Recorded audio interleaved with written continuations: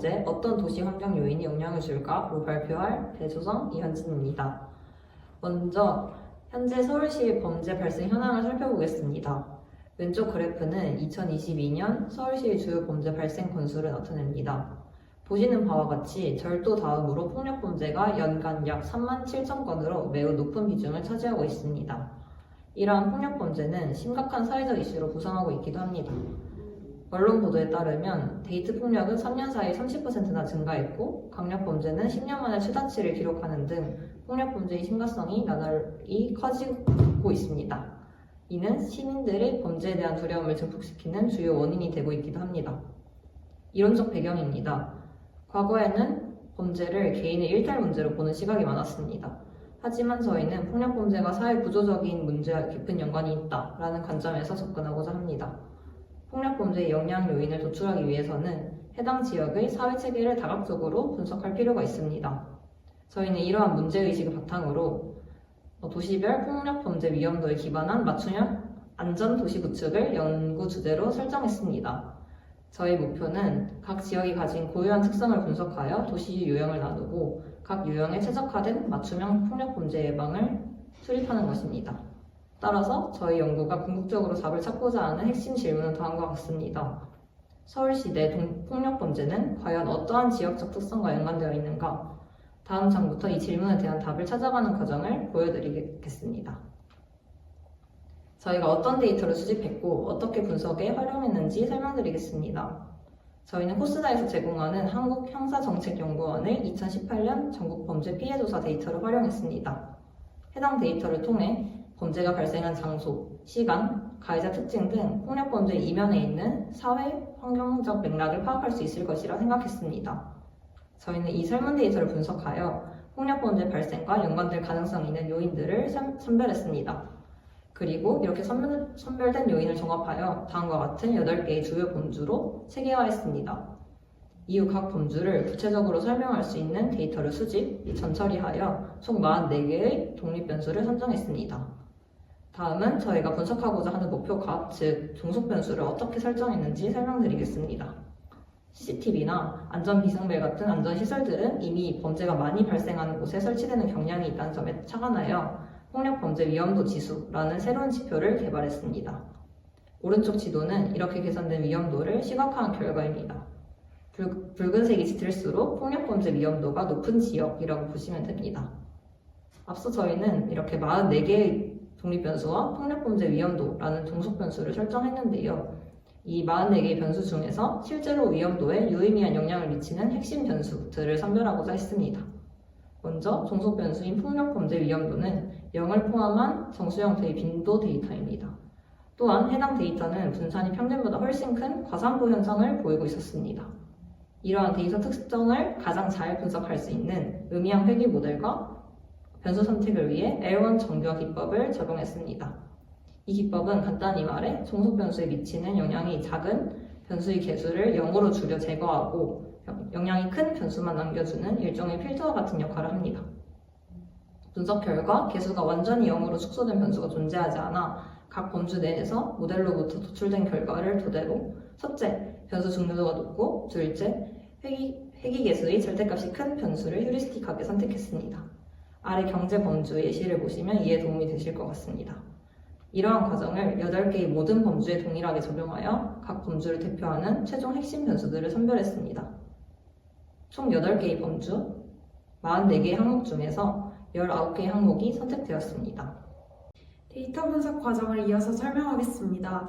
선택된 변수들로 구성된 행정동 데이터셋을 활용하여 비슷한 특성을 가지는 행정동끼리 분류하기 위해 계층적 군집 분석을 수행하였습니다.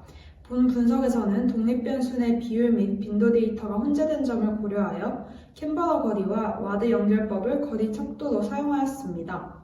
계층 구조 형태를 고려하여 높이 40에서 가집치기하여 각 행정동을 다음 덴드로그램과 같이 6개의 타입으로 분류하였습니다.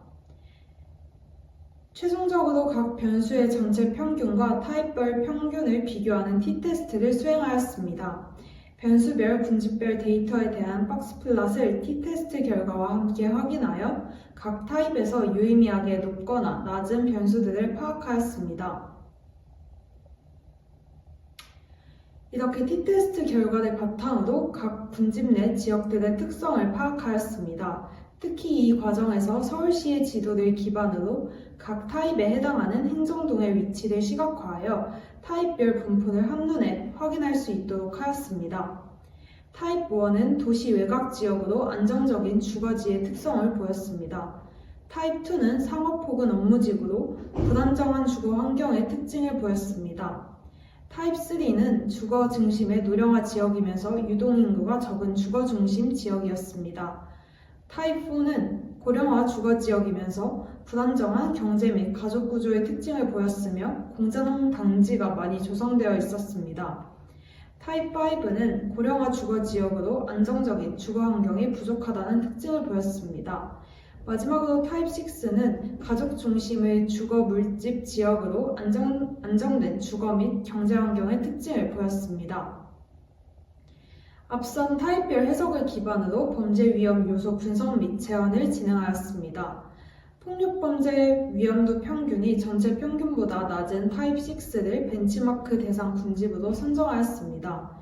해당 지역은 준수한 사회적 자본과 우수한 경제 구조 기반의 안정된 환경이었고 이러한 특징이 낮은 수준의 폭력범죄 위험도에 기여했을 것이라 생각하였습니다. 이를 기반으로 타 군집에서도 사회적 안정성, 유지 및 강화 관련 정책을 고려할 수 있을 것입니다. 예를 들어 사회적 자본 측면에서는 가족 지원 프로그램을 확대하거나 지역 커뮤니티 활성화 정책들을 시행할 수 있습니다. 또한 경제 측면에서는 취약계층 대상으로 경제적 지원을 제공하거나 저소득 가정을 대상으로 주거 지원을 수행하는 정책들을 시도할 수 있습니다. 이어서 폭력범죄 위험도 평균이 전체 평균보다 높은 타입 2와 타입 4를 기반으로 반면교사 정책들을 도출하였습니다.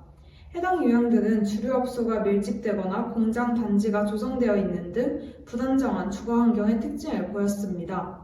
이러한 특징이 높은 수준의 폭력범죄 위험도의 원인이 되었을 것이라 생각했고 전반적으로 안정된 환경 마련을 위한 정책의 필요성을 체감하였습니다. 예를 들어 도시환경 측면에서 주류업소 밀집 지역의 경찰 순찰을 강화하거나 공장단지 인근 안전시설을 확대하는 정책들을 고려할 수 있습니다. 또한 주거지 주변 환경 개선에 투자하고 주거 환경 공존을 위한 산업단지를 재구조하는 정책들을 고려할 수 있습니다.